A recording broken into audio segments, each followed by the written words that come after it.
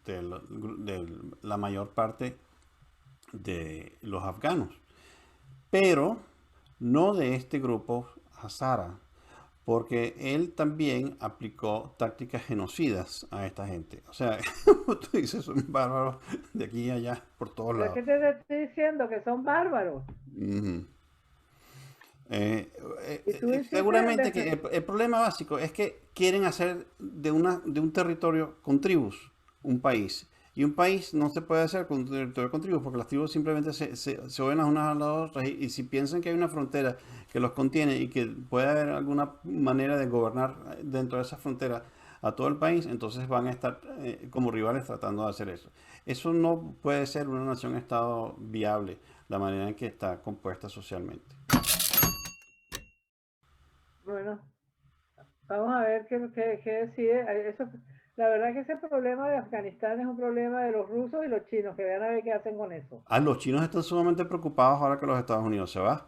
Ajá, Porque claro, Afganistán está en la frontera con China y ellos piensan que, acuérdate que ellos tienen el problema de los musulmanes ahí en el sector occidental de China, ah, los, Uyghurs, los uigur, y los que Uyghurs. obviamente pueden aliarse con cualquiera de los grupos musulmanes en Afganistán y no te creas, yo creo Bueno, que pues que China es el entonces siguiente a entrar en Afganistán.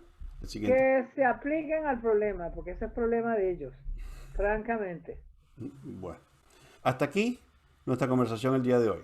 La semana que viene nuevamente compartiremos nuestras perspectivas sobre estos y otros temas de gran relevancia en todas las regiones del mundo.